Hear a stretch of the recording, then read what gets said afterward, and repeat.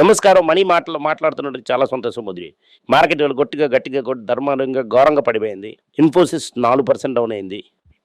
Bank Nifty తెచ్చి మార్కెట్‌ని పెంచడానికి చూసారు. బ్యాంక్ నిఫ్టీ గురించి ఒక కథ చెప్పాలి. నేను రేపు చెప్తాను.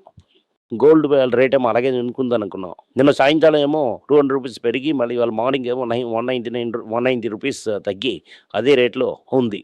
కానీ వేరియేషన్ మీకు తెలియలేదు. 14,600 అని చెప్తున్నా.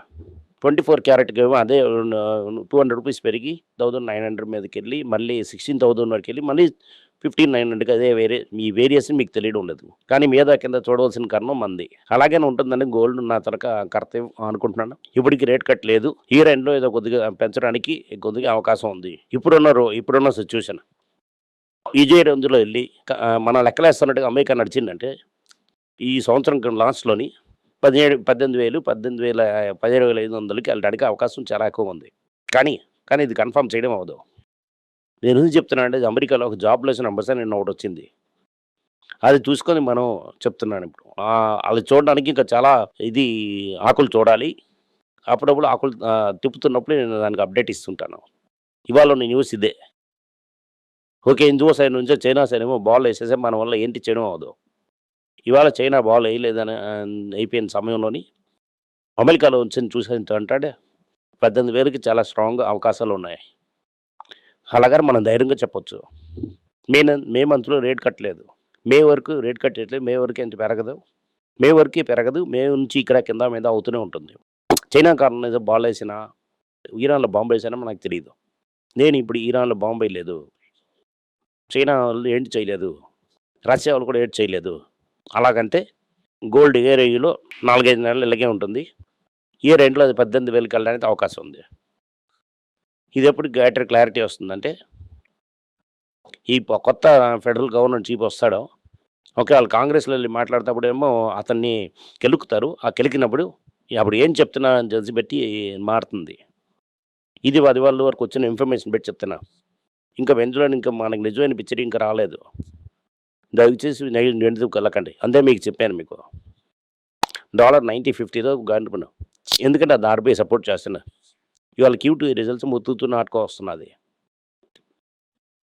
ఇవాళ మార్కెట్‌లోకి చాలా ఘోరంగా పడింది. మార్నింగ్ చూసామంటే ఐటీ స్టాక్స్ 4% డౌన్.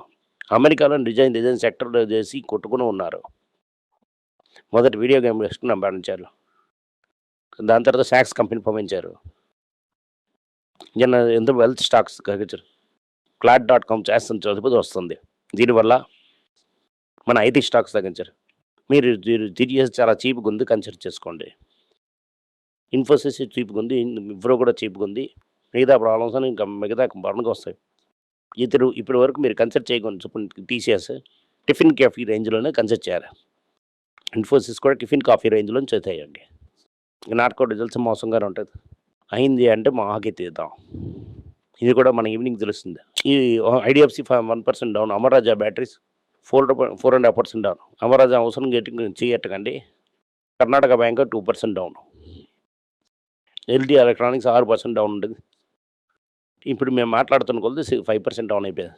మొదట LG ఎలక్ట్రానిక్స్ మాట్లాడతాం. LG ఎలక్ట్రానిక్ అయిపోయే టైంలో చెప్పాను. సంఖం అవుతారు. ఎందుకంటే ప్రాఫిట్ అంతా టచ్అప్ చేసి బిల్డప్ చేశారని చెప్పాను. అప్పుడు ప్రాఫిట్ అంటే రాదు అని గట్టిగా ఇచ్చేసి మార్కెట్లో తగ్గించేస్తారు అని చెప్పాను. అదే మొదలు ప్రాఫిట్స్ 61% లెస్. LG గట్టి కొట్టారు. ఇంకా తగ్గుతూనే ఉంటుంది. IPO ప్రైస్ వరకు వెళ్ళడానికి అవకాశాలు చాలా ఎక్కువగా ఉంది. ప్రాఫిట్ నుంచి తప్పులోను కొనింటారంటే సబ్జెక్ట్ కన్సిడర్ చేసి పరిగెట్టుకుని వెళ్ళిపోండి. ఇండియాలోని యూకేకేమో డబుల్ టాక్సేషన్ రేట్లు సోషల్ సెక్యూరిటీ చేతులు వేసింది. దీంట్లో మెయిన్ బెనిఫిట్స్ TCS. ఇంగ్లాండ్లో ఒక పెద్ద ఎంప్లాయర్. నెక్స్ట్ ఇన్ఫోసిస్. దానివల్ల ఎంప్లాయీ కాస్ట్ తగ్గుతుంది. టాటా కన్సల్టెన్సీ హనీవన్‌తో టైఅప్ చేశారు. మళ్ళీ వేరే ఒక ఆపరేషన్ హ్యాండిల్ చేయడానికి. CLSA ఏం చేస్తున్నా ముత్తూతు భయంకరంగా పెరుగుతుంది. వాళ్ళ కాన్సెప్ట్ ఏంటంటే మెయిన్లీ గోల్డ్‌లోనే కాన్సన్ట్రేట్ చేస్తున్నారు. మనం మెల్లిగా పెరుగుతుంది. ఎందుకంటే బెయిన్ క్యాపిటల్ అన్సర్టైన్ అవ్వలేదు ఇంకా. బెయిన్ క్యాపిటల్ డబ్బులు వేసిన తర్వాత మిగతా బిజినెస్ తీసేసి ఈ ఆశీర్వాదంతో సరిగ్గా చేసి దాని తర్వాత కాన్సన్ట్రేట్ చేస్తారు. ఇటు జెప్లో ర్యాకెట్లో వెళ్తుందంటే అది చాలా కాస్ట్లీగా ఉంది. మనపురం కూడా చాలా కాస్ట్లీ. అది ర్యాకెట్‌లో పోయిందంటే ఇది ప్లెయిన్‌లో వెళ్తుంది. అలాగని చెప్తున్నారు. ఇది సీర్‌లెస్ రిపోర్ట్. ఇది 2 మంచి కంపెనీస్. 2 గుండు సూదిలాగా అయిపోయింది. ఇప్పుడు మనం వెయిట్ చేసి వేడికి చూడడం మంచిది. మనం కన్సిడర్ చేయవలసిన టైంలో కన్సిడర్ చేసేసాం. రైట్ నేను చెప్తున్నా నెక్స్ట్ Q4 కూడా సూపర్‌గా ఉంటుంది. ఇంకా 14 క్యారెట్, 16 క్యారెట్ గోల్డ్ ల్యాబ్ డైమండ్‌తో మిక్స్ చేసి చేస్తున్నారు. దాంట్లో పాటు కాకుండా 30% ఆఫ్ చేయలేము. 18 గోల్డ్ అయింది. దాని మార్జిన్ బెటర్‌గానే ఉంటుందని చెప్తున్నారు. గుండెలో గుండు సూది, చాలా గుండు సూది అని చెప్పొచ్చు. దగ్గరికి కూడా వెళ్ళడం అవ్వదు. ఇక్కడ నుంచి మనం అలా టెస్ట్ చూస్తున్నాడు. బైనాకులర్ వేసుకొని టైట్‌ని చూడాలి. ఎప్పటిలాగా ట్రెంట్ లాగా 50% కరెక్ట్‌గా అలాగే ఆ రోజు హాకీ తీసుకొని వెళ్ళొచ్చు. ఇప్పటికి అది బైనాకులర్ వాచ్. నేను పాత కంపెనీ సిప్లా ఫౌండేషన్. దాంట్లో హమీద్ తలక్ కదా మీతో మాట్లాడాను. అలాగే పాత కంపెనీ టాటాస్. వాళ్ళే ఇండియన్ సైన్స్ ఆరంభించారు.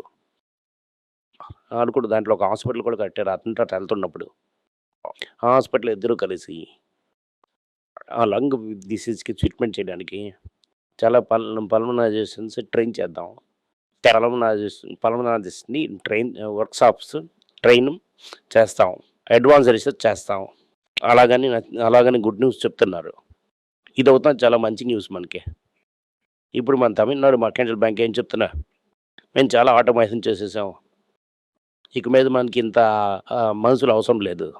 50% మనుషులను సేల్స్‌కి మార్చేస్తాం. మిగతా ఉందనని వస్తే చాలు. దాని మీద నెక్స్ట్ చచాక్ చేయడానికి అవకాశం ఉంది. నెక్స్ట్ అవుతుంది ఎస్‌బీఐ. అదొక డమ్మీ బ్యాంక్. ఓకే. ఇది కన్నా 10 టైమ్స్ చేయడానికి గవర్నమెంట్ తీసుకోవడానికి. మార్కెట్‌తో పెంచడానికని ఎస్‌బీఐ పెంచి, ఇక్కడ పెంచి, అక్కడ పెంచి టీసీఎస్ కన్నా మోర్ వాల్యుబుల్ అయిపోయింది. దీంట్లో భయంకరం జోక్ ఉంది. సగం ప్రాఫిట్స్ 50% అయింది. ఆ రెవెన్యూ గ్రోత్ కూడా ఉంది. అదే సమయంలో అమెరికాలో ఒక సబ్సిడీ అని చెప్తున్నారు. ప్రమోట్స్ మధ్యన ఏదో వివాదాలు ఉన్నట్టుగా అనిపిస్తుంది. న్యూస్ వస్తున్నది.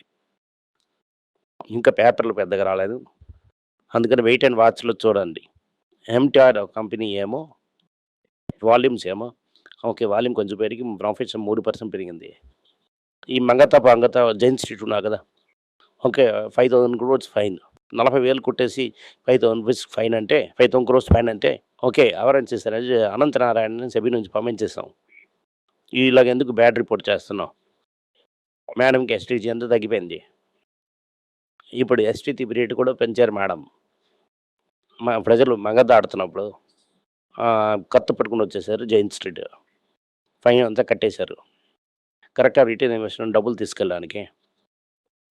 మన గవర్నమెంట్ సెలవులని ఫ్రీ ఐటీలో పడిచిన వాళ్ళకి జాబులు ఇస్తున్నారు. ఓకే. తన చేతి తీసుకొని తన కళ్ళు ఒక డిఫరెంట్ స్కూలు. ఐఐటీలో జీఎస్టీ పనులను డబ్బులు పడిచ్చిన అందరికేమో ప్రజల తలకు వ్యాఖ్యలు గోల్చడం జైన్ దీంట్లోని పనిచేయడం ఉంటుంది. మనకి అవసరం లేదు ఎస్ఎస్టీ కావాలన్న వాళ్ళాడు.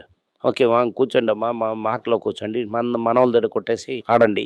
కాస్త డబ్బులు తీసుకొని ప్రాఫిట్ మొత్తం డాలడా తీసుకొని వెళ్ళని చెప్తున్నా. చెప్పినట్టుగా ఆడ కూర్చోబెట్టి ఉంచినాం. 4 crore రూపీస్ సంబరం డబ్బులు ఇచ్చి మంగత ఆడి ఎలాగ ప్రజలు డబ్బులను కొట్టాలి అని చెప్తున్నారు.